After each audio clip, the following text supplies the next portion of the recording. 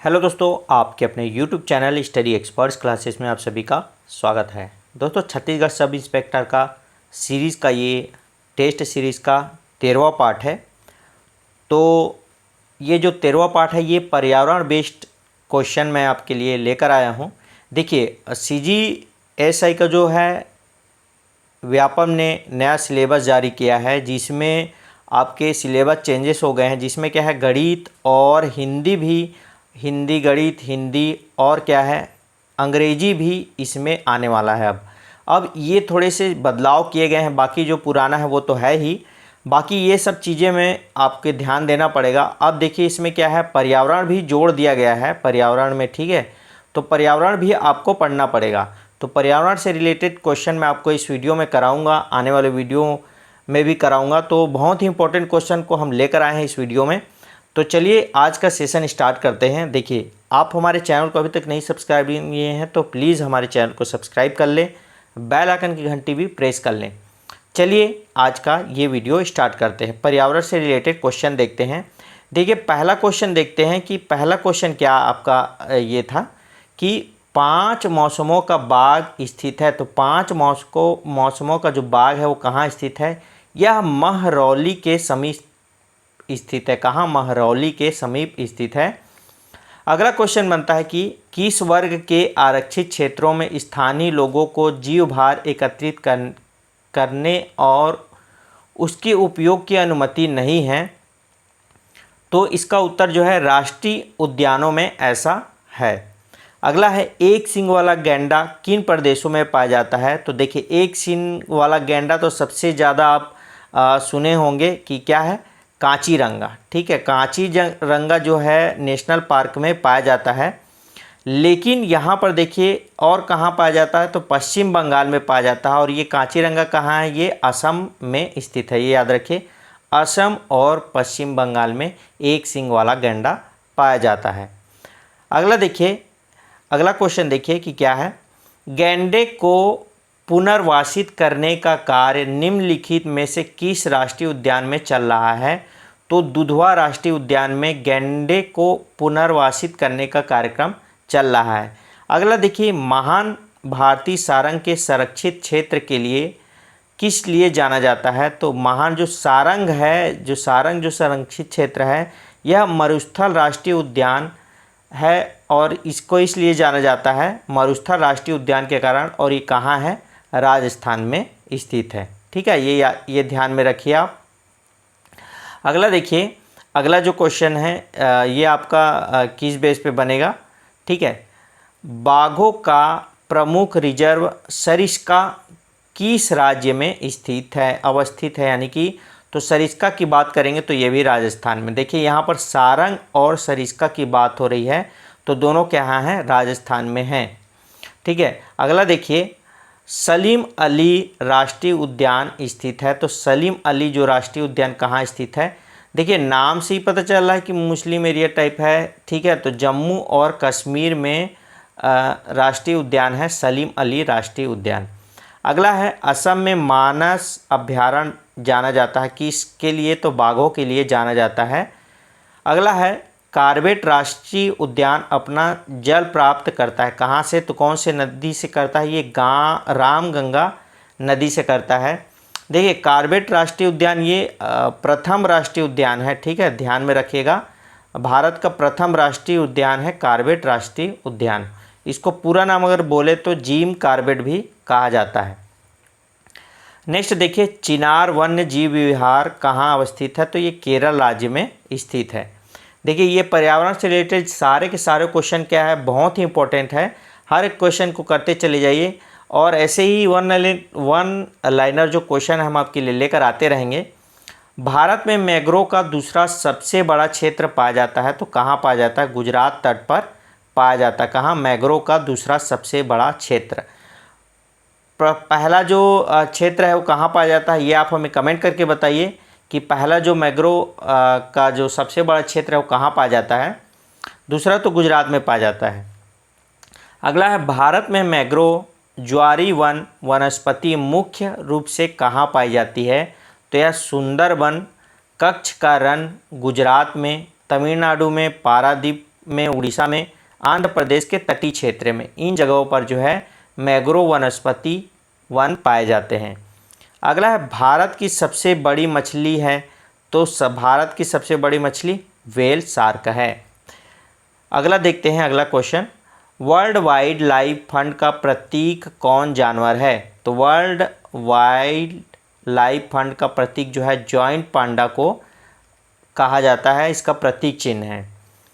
अगला है अमृता देवी स्मृति पुरस्कार किसके लिए दिया जाता है? तो देखिए ये बहुत इंपॉर्टेंट है, याद रखिए कि ये पुरस्कार जो है अमृता देवी स्मृति पुरस्कार वन एवं वन्य जीवों की सुरक्षा के लिए दिया जाता है। अगला है नेपाल एवं क्या है? नेपाल एवं भारत में वन जीवन संरक्षण प्रयासों के रूप में सेव, देखिए यहाँ क्या, सेव नामक एक नया संगठन प्रारंभ किया गया है। सेव का उद्देश्य है क्या संरक्षण करना? तो टाइगर का संरक्षण करना। अगर सेव की बात करेगी कि सेव जो है ये किस संगठन के लिए प्रारंभ किया गया है, तो टाइगर संरक्षण के लिए यह संगठन प्रारंभ किया है। भारत में प्रोजेक्ट टाइगर प्रारंभ कब हुआ था? तो ये सबसे पहले 1973 में स्टार्ट हुआ था प्रोजेक्ट टाइगर। इसमें क्या था, टाइगर का जो संरक्षण के लिए यह प्रारंभ किया गया था। अगला है नोकरेक कहाँ है? तो नोकरेक क्या है? मेघालय। अब देखिए यहाँ पर बात होगी कि नोकरेक क्या है, तो यह क्या है, यह एक क्या बोलते हैं, राष्ट्रीय उद्यान है। यह राष्ट्रीय उद्यान है और इसको देखिए नोकरेक को जो है विश्व विरासत में भी विश्व विरासत के धरोहर वाले उसमें शामिल किया गया है। अगला है भारत का 16वां जैवमंडल आरक्षित क्षेत्र शीत मरुस्थल कहाँ है? तो यह हिमाचल प्रदेश में है। ध्यान में रखिएगा शीत मरुस्थल कहाँ है, तो हिमाचल प्रदेश में है। अगला देखिए प्रवृत्ति प्रवणताओं क्या है? प्रवृत्ति प्रवणताओं में उच्चतर एवं उन्नतासों की तुलना में निम्नतर उन्नतासों में जैव विविधता समानता होती है, तो अधिक होती है। सीधी बात यह है कि उच्च से लेकर और निम्न में जो जैव विविधता का जो समानता होता है वो क्या होता है, निम्नतर वाले में अधिक होता है। अगला है फूलों की घाटी कहा जाता है, तो उत्तराखंड को। इसका तो आंसर बाकी बहुत लोगों को पता होगा कि फूलों की घाटी किसे कहा जाता है, तो उत्तराखंड को कहा जाता है। अगला रामसर सम्मेलन किसके संरक्षण से संबंधित है? तो नम भूमि के संरक्षण से संबंधित है। अगला है कि निम्न में से एक प्रवाल विरंजन का सबसे अधिक प्रभावी कारक है, तो सागरी जल के सामान्य तापमान में वृद्धि इसका प्रमुख कारण है। अगला है ग्रीन हाउस गैसों की संकल्पना की थी, किसने की थी? तो जोसेफ फोरियर ने इसकी संकल्पना की थी। ध्यान में रखिएगा संकल्पना की पूछा जाएगा तभी क्या है, सोरे फोरियर आप आंसर देके आएंगे।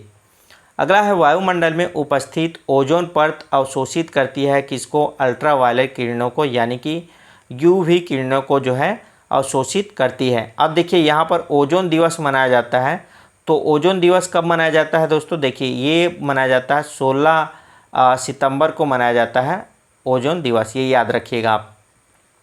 अगला है क्लोरोफ्लोरोकार्बन जो ओजोन हाशक पदार्थों में रूप में चर्चित का प्रयोग होता है किसके लिए?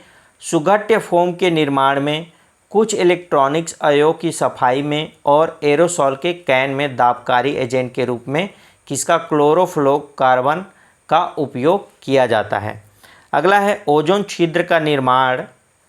देखिए ओजोन छिद्र का निर्माण सर्वाधिक है कहाँ? अंटार्कटिका के ऊपर में, और यहीं पर सबसे पहले ओजोन जो है छिद्र को देखा गया था, ये याद रखिएगा आप। अगला है मॉन्ट्रियल प्रोटोकॉल किसके रक्षण से संबंधित है? तो मॉन्ट्रियल प्रोटोकॉल की बात करेगा तो आप याद रखिए ओजोन परत के रक्षण से संबंधित है। अगला है किस राज्य में वन का सर्वाधिक क्षेत्र है? तो मध्य प्रदेश में है। मध्य प्रदेश के बाद आपका किसके बाद, मध्य प्रदेश के बाद कौन सा है, आप ये हमें कमेंट करके बता सकते हैं। और उसके बाद छत्तीसगढ़ है, ठीक है। तो अब दूसरे नंबर पे कौन सा है ये बताएंगे, तीसरे नंबर पे तो छत्तीसगढ़ है, पहले नंबर पे मध्य प्रदेश। अगला है नागालैंड के पर्वत क्रमशः बंजर होते जा रहे हैं, किसके कारण? तो झूम कृषि के कारण जो है नागालैंड के जो पर्वत हैं वो बंजर होते जा रहे हैं। अगला है विश्व वन जीवन कोष की स्थापना हुई थी, तो 1961 में विश्व वन जीवन की कोष की स्थापना हुई थी। अगला है वन्य जीव संरक्षण अधिनियम किस वर्ष लागू हुआ था? तो ये 1972 में लागू हुआ था। कब हुआ था? 1972 में लागू हुआ था। ठीक है। अगला देखिए, भारतीय वन्य जीव संस्थान स्थित कहाँ है? तो देहरादून में। और वन अनुसंधान संस्थान कहाँ है? तो देहरादून में। देखिए यहाँ पर ये याद रखिएगा, वन्य जीव संस्थान और वन अनुसंधान, ये दोनों याद रखिएगा, दोनों के दोनों क्या है? देहरादून में है। ठीक है। अगला है किस देश में कुल का सर्वाधिक प्रतिशत वनाच्छादित है? तो सूरीनाम का जो कुल है वो सबसे ज़्यादा वनाच्छादित है, यानी कि वनों की सबसे ज़्यादा यहाँ पर प्रतिशत है। चिपको आंदोलन का मुख्य रूप से किसके विरुद्ध था? तो वन की कटाई से रिलेटेड था। ये बहुत लोग को पता होगा कि चिपको आंदोलन किस लिए था, तो वनों की कटाई के लिए। पग चिन्ह या फूट मार्क तकनीक का प्रयोग किया जाता है किसके लिए? वन्य जंतुओं की संख्या का आंकलन करने के लिए। वन्य जो जंतु है उसका पता लगाने जा सकता है किसके द्वारा? पग चिन्ह और फूट मार्क द्वारा। ठीक है। अगला है जंगली गधों का अभ्यारण्य कहाँ है? तो गुजरात में स्थित है जंगली गधों का अभ्यारण्य। दफ्फा टाइगर रिजर्व कहाँ स्थित है? तो ये मिजोरम में स्थित है दफ्फा टाइगर रिजर्व। अगला है जैव विविधता ह्रास के लिए सर्वाधिक महत्वपूर्ण कारकों में है, तो प्राकृतिक वास का विनाश। अगला है जैव विविधता के लिए खतरे का कारक है, तो प्राकृतिक आवास व वनस्पति का विनाश और झूम खेती, ये जैव विविधता के खतरे का कारक है। अगला है जैव चोरी को रोकता है तथा देशी और परंपरागत आनुवांशिक संसाधनों का संरक्षण करता है, तो राष्ट्रीय जैव विविधता प्राधिकरण इसकी संरक्षण करता है। नेक्स्ट है, देखिए किसकी अनुशंसा के बिना आनुवांशिक जैविक संसाधनों से संबंधित बौद्धिक संपदा अधिकार हेतु आवेदन नहीं किया जा सकता? तो राष्ट्रीय जैव विविधता प्राधिकरण के द्वारा ऐसा किया जा सकता है कि जो भी संसाधन से संबंधित बौद्धिक संपदा है उसका अधिकार का आवेदन नहीं किया जा सकता है। दोस्तों ये वीडियो आपको अच्छा लग रहा हो तो वीडियो को लाइक ज़रूर करें, दोस्तों के साथ शेयर करें, और एसआई के एग्ज़ाम में इन्हीं में से एक क्वेश्चन आपको देखने को मिलेगा, तो हमसे जुड़े रहिए, हमारे चैनल को सब्सक्राइब करिए। चलिए अगला क्वेश्चन देखते हैं, कौन सी ड्रग गिद्धों की संख्या में ह्रास के लिए उत्तरदायी है? तो देखिए डाइक्लोफिनेक सोडियम, यानी कि डाइक्लोफिनेक सोडियम के कारण ही क्या है, जो गिद्धों की जो संख्या है वो बहुत कम होती जा रही है। एक मिनट दोस्तों, थोड़ा सा कलर इसका चेंज कर लेते हैं। अगला देखते हैं, भारत में जैव विविधता का तत्व स्थल है, हॉट स्पॉट है, कौन सा है? तो पूर्वी हिमाचल और पश्चिमी घाट है। अगला है जैव सुरक्षा उपसंधि प्रोटोकॉल किससे संबंध है? तो आनुवांशिक रूपांतरित जीव के से संबंधित है। अगला है जैव सुरक्षा का कार्टाजेना प्रोटोकॉल कौन सा केंद्रीय मंत्रालय कार्यान्वित करता है? तो पर्यावरण एवं वन मंत्रालय इसका कार्यभार को संभालता है। किसके? जैव सुरक्षा का कार्टाजेना प्रोटोकॉल जो होता है उसको। ठीक है। अगला है जैव विविधता पर संयुक्त राष्ट्र सम्मेलन के दलों का 10वां सम्मेलन आयोजित किया गया, तो नगोया जापान में किया गया। अगला है पर्वतीय प्रवणताओं में उच्चतर और निम्नतर क्या है? तो ये अधिक होता है। मैं ये वाला आपको बता चुका हूँ, फूलोक घाटी उत्तराखंड में। ठीक है। रामसर क्या है? नवभूमि के। निम्न में कौन एक प्रवाजन व्यंजक के अधिक प्रभावी कारक है? तो सागरी जल और सामान्य ताप में वृद्धि। ग्रीन हाउस गैसों के संकल्पना की थी, किसने की थी? तो जोसेफ फोरियर ने की थी। वायुमंडल में उपस्थित ओजोन परत अवशोषित करता है अल्ट्रावायलेट किरणों को। क्लोरोफ्लोरोकार्बन से रिलेटेड क्या है कि ये कुछ इलेक्ट्रॉन में अवयवों की सफाई करता है, एरोसॉल करने में दाबकारी एजेंट के रूप में कार्य करता है। ओजोन क्षेत्र का निर्माण सर्वाधिक कहाँ हुआ? तो अंटार्कटिका के ऊपर में हुआ था, और मॉन्ट्रियल प्रोटोकॉल किससे संबंधित है? ओजोन से संबंधित है। तो ये आपका रिवीजन की तरह भी हो गया और आप हमारे साथ बने रहिए। और क्या है, हम आपको बहुत सारे पर्यावरण के क्वेश्चन कराएंगे, मैथ्स के क्वेश्चन कराएंगे। आने वाले दिनों में पूरे जो एग्ज़ाम होने वाले हैं 6 नवंबर को, तो उसकी पूरी तरीके से हम तैयारी कराएंगे आपके लिए। तो देखिए ये जो क्वेश्चन है ये रिपीटेड है, तो मैं आपको ये बता चुका हूँ। अगला है, देखिए अगला जो क्वेश्चन देखिए, पलाची माड़ा जो पर्यावरण की अपार क्षति के कारण चर्चा में था, ये कौन सा है? केरल में स्थित है। कौन सा? पलाची माड़ा, ये याद रखिएगा। इको मार्क उन भारतीय उत्पादकों को दिया जाता है जो पर्यावरण के प्रति मैत्रीपूर्ण हो, उसको इको मार्क दिया जाता है। ठीक है। अगला है, धारणी या सतत कृषि का अर्थ है भूमि के ऐसे प्रयोग उसकी गुणवत्ता का अक्षुण्ण बनी रहे, ये कृषि भूमि का अर्थ होता है। अगला है, भारत में कृषि के पर्यावरण अनुकूल दीर्घ स्थायी विकास के लिए उपयोगी है, तो मिश्रित कृषि, कार्बनिक खाद, नाइट्रोजन यौगिकीकरण पौधे और कीट प्रतिरोध किस्में इसके जो है उत्तरदायी हैं। ठीक है, ये इतना समझ गए आप। अगला देखिए, पारिस्थिति तंत्र में उच्चतम पोषण स्तर प्राप्त है, तो सर्वाहारी को।